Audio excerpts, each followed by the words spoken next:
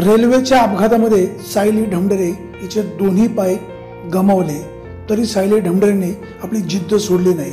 शिरूर विभागाचे खासदार शिवाजीराव आढळराव व जुन्नरचे आमदार शरददादा सोनवणे यांनी तिच्या कुटुंबियांची भेट घेऊन व सायलीची भेट घेऊन आस्थायिकपणे चौकशी केली। ब्युरो रिपोर्ट विघ्नर टाइम्स। रिझल्ट कधी लागेल? फर्स्ट आन्सर की आली, अजून सेकंड नाही आली आणि मग त्यानंतर अजून एक दीड महिन्यानंतर लागली एमपीएससी प्रीचा रिझल्ट, प्रिलिमिनरी एक्झामचा।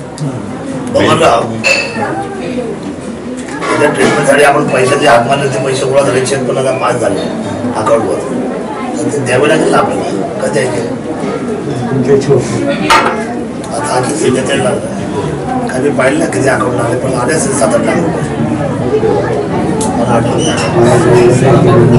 6 लाख काय माहिती पण ते आता डिपॉझिट चेक जमा झालेले चालू माझी प्रॅक्टिस। आताच मी वॉकिंग करून आले ठाण्याला। फ्रान्सवरून हायड्रोलिक आहे ते एक दोन्ही किती खर्च आहे? 21 लाख। जर आपण आव्हान केलं होतं तर काही 7-8 लाख रुपये कधी करणार? आता तर मला परत बोलवलंय, आता मी एप्रिल महिन्यात जाणार परत एकदा ट्रायल। आचारसंहिता संपल्यावर आता जाते ना लगेच त्यांना वापर करून यूज पण नाही करता, त्यांना डायरेक्ट त्यांच्या अकाउंटून द्यावं लागतं आपल्याला।